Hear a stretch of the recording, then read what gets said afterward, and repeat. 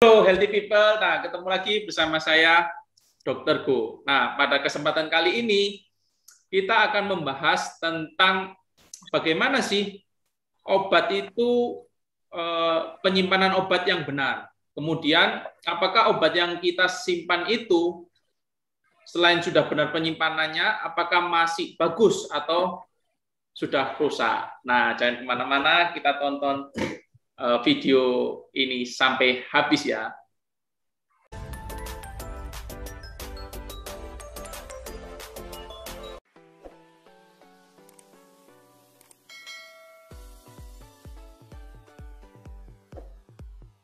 Oke, terima kasih Mas Novan ya. Manggilnya apa ya? Ya, benar. Ya, dokter. Novan Ya. saja, dokter. Oke, sip. Nah, pada kesempatan kali ini kita mau omong-omong nih tentang bagaimana sih penyimpanan obat yang benar, kemudian bagaimana kita tahu obat yang kita simpan itu masih bagus apa sudah tidak. Nah, nanti Mas Novan ini bantu jawab buat saya ya. Tapi sebelumnya kita kenalan dulu nih, Mas Novan. Jadi Mas Novan ini gimana? Bisa cerita? Mungkin kerjanya di mana, kemudian ambil jurusan apa, gitu mungkin cerita singkat gitu. Perkenalan dulu nih ya berarti ya. Jadi saya Novan. Dulu ketika kuliah saya ambil jurusan farmasi. Jadi sekarang sedang berprofesi sebagai apoteker, praktik di salah satu rumah sakit di daerah Surabaya Barat di daerah Surabaya Barat sana. Jadi profesi apoteker, lalu ngambil juga jurusan spesialisasi namanya farmasi klinis, begitu dok kurang lebihnya. Loh, memangnya kalau apoteker itu farmasi itu ada farmasi apa aja selain klinis? Saya tahu ada ini ya, industri juga ya. Kalau semisal farmasinya sendiri memang jadi ada 3 sebenarnya. Yang pertama ada farmasi yang berpraktek di rumah sakit, lalu yang kedua juga ada yang berpraktek di membangun usaha sendiri di apotik seperti itu. Jadi membangun wirausaha sendiri. Lalu yang terakhir juga ada yang berpraktek di industri. Jadi dia yang mengontrol dari penemuan bahan baku sampai obat itu siap untuk didistribusikan ke apotik dan juga tempat pelayanan kesehatan yang lain begitu. Wah. Jadi untuk besarnya 2 tadi itu, industri dan juga pelayanan. Oh, gitu. Berarti kalau yang klinis itu biasanya di rumah sakit ya? Nah, fokus ke pelayanan. Nah. Oh, pelayanan. Untuk pelajarannya waktu di kampus itu sangat berbeda apa hampir mirip? Kalau pelajaran S1-nya kebanyakan sama dok, soalnya kan masih, kalau saya dulu sebelumnya itu masih belum dispesifikkan untuk apotekernya. Jadi kita juga yang meskipun berpraktek di rumah sakit ini juga akan dapat pelajaran-pelajaran di industri, begitupun juga sebaliknya. Tapi nantinya mungkin akan mengarah ke sana, jadi harapannya semakin spesifik, semakin baik begitu, semakin terjurus. Iya, itu dokter. Lalu mungkin ada rencana untuk ambil S3 atau sekolah lagi mungkin? Ada, sementara cukup farmasi klinis dulu. Begitu ya? Iya. Langsung aja mulai ke topiknya ya. Oke, sekarang kita langsung aja ke topik. Jadi obat-obatan ini kan sediaannya ada bermacam-macam. Ada yang sediaan sirup, kemudian ada tablet, kemudian mungkin ada puyer. Nah, sebenarnya obat-obat yang kita beli di apotek ini, bagaimana sih cara penyimpanan obat ini agar kita dapat menyimpan dengan benar sehingga tidak mudah rusak? Itu gimana, Mas? Ya, jadi pertama-tama dulu pastinya di rumah kalian semua kan pasti ada obat-obatan yang kalian simpan ya. Terutama obat-obatan yang buat jaga-jaga. Mungkin keluarga sanak saudara ada yang biasanya pilek, jadi nanti bisa langsung sedia obat di rumah. Nah, seringkali kebanyakan kita nggak mengecek di rumah itu apakah obat-obatan yang disimpan itu masih dalam keadaan baik atau tidak. Ya, seperti itu. Jadi kita di sini harus pintar-pintar mengidentifikasi apakah memang obat yang kita simpan selama ini apakah dia sudah rusak atau belum, karena memang itu akan sangat berpengaruh pada efektivitas obatnya. Jadi mungkin aja kenapa kok udah minum salah satu merek obat penurun panas tapi turun-turun panasnya. Bisa jadi bukan karena apa namanya penyakitnya yang semakin progresif, tapi bisa jadi karena obatnya yang sudah rusak mungkin begitu. Jadi pertama-tama yang memang harus kita perhatikan itu ada dua. Yang pertama itu kita harus lihat tanggal expired date-nya obatnya ketika kita simpan.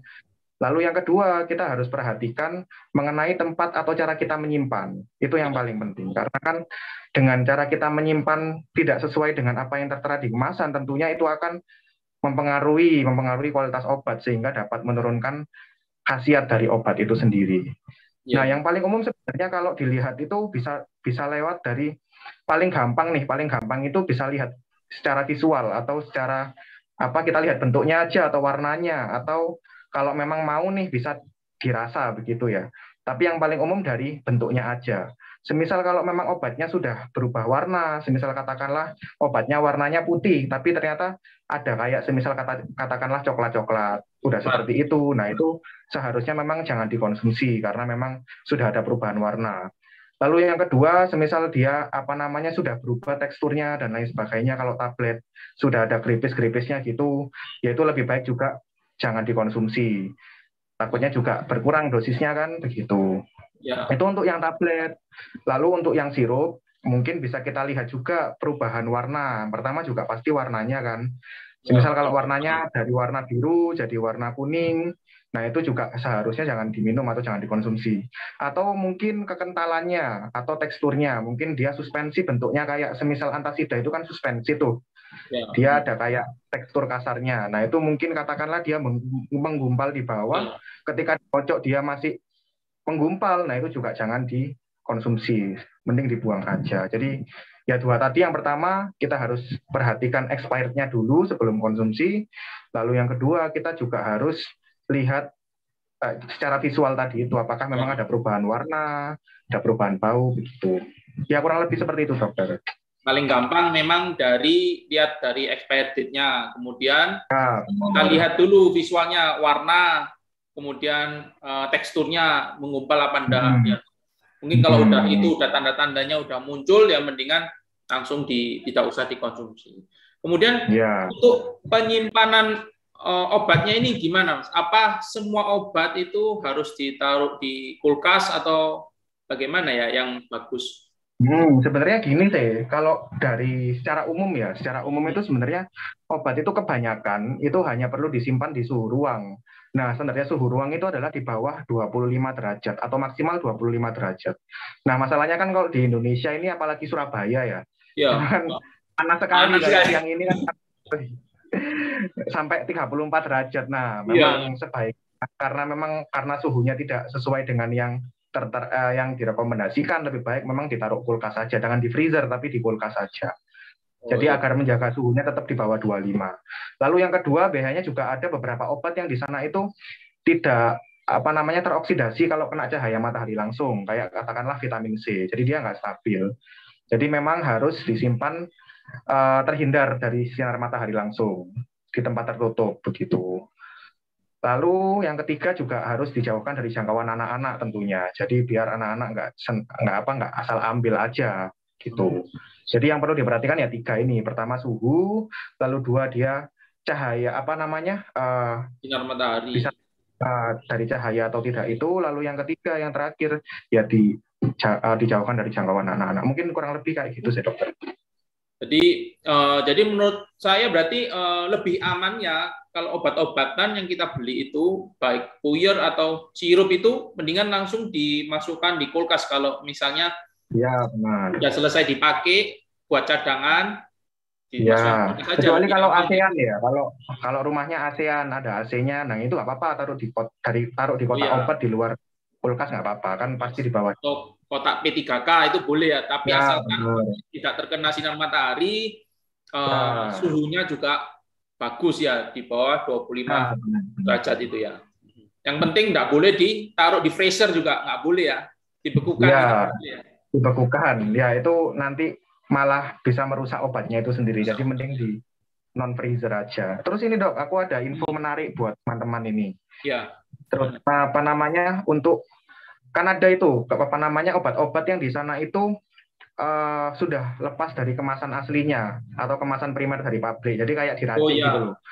Untuk pasien diracik yang ya. semisal katakanlah anak kecil, dia kan puyer bentuknya kan, Hmm. atau semisal kapsul karena dia ada campuran dari beberapa obat. Nah kan biasanya dokter kan memberikan resep racikan dari gabungan beberapa obat. Nah ternyata Ya. itu beda loh expired date-nya dari kemasan apa dari obat-obat yang di sana itu masih dalam kemasan primernya. Jadi dia ada Oh, apa iya namanya ya. ada jangka waktu sendiri untuk kita simpan. Jadi nggak seenaknya kita simpan terus begitu. Hmm. Jadi ini saya apa namanya ambil dari literatur yang terpercaya pastinya ya. Nah kalau dia apa namanya obat di sana dia sudah lepas dari kemasan primernya, kalau dia bentuknya sirup atau emulsi kayak semisal paracetamol sirup ya. Hmm. Nah itu harusnya disimpannya apa namanya tidak lebih dari 14 hari begitu. Oh, kalau udah dibuka itu ya.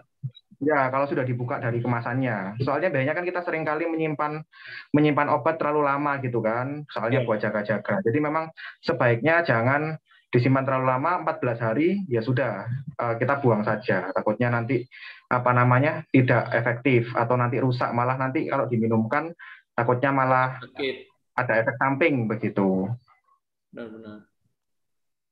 Lalu apa namanya untuk obat-obat yang di sana kayak racikan, kayak semisal krim atau salep kan di sana kan kadang-kadang itu dokter juga meracikkan krim gitu kan. Ya. Nah kalau krim itu batasnya 30 hari dokter.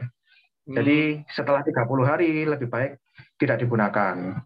Lalu untuk tetes mata, sediaan tetes mata yang biasanya kita beli untuk apa ya mata merah gitu Kamera. kan. Nah itu lebih baik dibuang setelah 30 hari. Jadi kalau udah 30 hari buka kemasannya, itu lebih baik nggak usah digunakan lagi. Karena dia bentuknya kan steril harusnya. Nah kalau lebih dari 30 hari, takutnya sudah tidak steril. Ya benar. Sebenarnya lebih enak itu, makanya farmasi juga menyediakan bentuk yang ampulan kecil-kecil itu tetes mata. Apa Oh, itu mini namanya? dus Mini. itu ya. Mini Nah, dus. itu fungsinya untuk meminimalisir seperti itu, meminimalisir kemasan expired yang terlalu banyak sisanya. Jadi hanya kita buka ketika dibutuhkan saja begitu daripada beli yang botolan isi 5 mili begitu kan nanti kalau udah 1 bulan kan harus dibuang Ya. jadi nanti banyak yang dibuang begitu. Nah kalau tablet puyer atau kapsul kan misalnya kalau anak-anak kan ada puyer yang diracik, nah itu sebaiknya dia kalau sudah 6 bulan setelah diracik itu harusnya dibuang saja begitu, jangan dipakai lagi Oh, gitu puyer dokter bisa kurang sampai lebih 6 bulan ya. ya bisa sampai 6 bulan Oh, kapsul puyer 6 bulan sur begitu puyer dok 6 bulan. Ya ya. ya. Bagi yang ya butuh steril-steril itu lebih cepat biasanya ya. Seperti ya Iya. memang kalau Dan obat tetes mata kadang kan kita pakai cuman 1-2 tetes. Kalau ya kita benar benar. beli itu ya minim 3-5 hari udah sembuh. Hmm, Sisanya hmm, juga lumayan banyak kalau kita nggak beli yang MD, hmm. yang mini dose itu. Emang yang Nah mini dose ya itu benar. sekarang lebih populer. Baru-baru terakhir-terakhir ini aja ya ada ya. Iya. Mungkin beberapa Memang tahun ini kemasannya dia lebih mahal, memang lebih dia mahal lebih memang mahal ya. harganya, tapi seenggaknya kita bisa menghemat, nggak banyak yang dibuang dan Ya, benar. sterilitasnya lebih terjaga begitu. Oke, wah mantap ini, seru sekali ini ya. Kita jadi tahu sekarang berapa sih, bagaimana sih cara menyimpan obat yang benar, kemudian tanda-tanda kalau obat tersebut sudah rusak atau tidak. Nah, kadang-kadang kita ini kan beli obat itu sudah nggak ada tulisan expire-nya ya. Kadang-kadang kita lihat di Oh mana ya, ya? soalnya biasanya industri untuk satu Potong ya. booster kan hanya ya dipotong-potong begitu kan. Nah, otomatis nanti semisal kalau ragu ikuti yang tadi aja. Jadi semisal kalau memang dirasa warnanya sudah berubah atau mungkin sudah keripis-keripis, nah itu dibuang. Atau mungkin kalau mau aman lagi, kalau sudah lebih dari 6 bulan sejak pembeliannya, mending dibuang saja. Ya. Begitu, itu lebih aman. Soalnya daripada nanti ketika dia sudah expired, terus terjadi ketika diminum terjadi apa-apa, ya Iya, nanti malah nggak bisa berapa? malah bahaya begitu kan ya. Oke deh, wah mantap sekali. Ini sangat membuka pikiran dan teman-teman ini yang belum mengerti ini bisa langsung ngerti. Ini mungkin bisa langsung dicek di kulkas atau di Ya kotak benar di kulkas. P3K-nya, gitu. Nah itu Ya kapan? ya. Nah mungkin kalau teman-teman yang mau menyimpan obat jaga-jaga seperti obat demam, seperti paracetamol, obat demam, dan obat-obat yang lainnya, vitamin. Nah, itu mungkin juga dicatat ya pembeliannya kapan, kemudian expire-nya kapan supaya nggak lupa.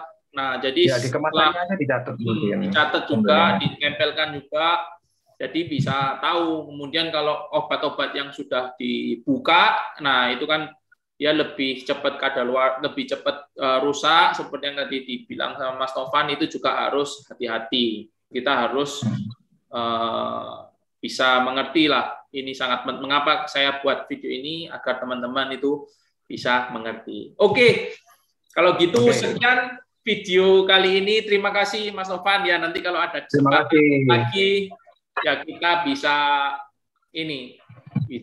tanya-tanya lagi. Sharing lagi ya. Tentang obat, tentang seputar obat nanti. Mas Novan ini jago ini kalau di rumah sakit. Kadang-kadang dokter ini juga lupa kan, ini interaksinya ini, interaksi obatnya ini. Nah, ini Mas Novan ini yang kasih tahu. Bisa dibicarakan di topik lain, dokter, masalah interaksi. Ya, Mas Novan cara membuang obat juga, gitu kan. Dok, ini obat ini sama ini nggak bisa ini dok, ini interaksi ini dok, harus gini-gini. Wah, dok ini ginjalnya gini dok, ini harus segini. Nah, itu biasanya kerjaannya farmasi klinis ya. Iya, salah satu perannya dokter kayak gitu. Oke, ya. Kan saling mendukung biar untuk berjalan nih.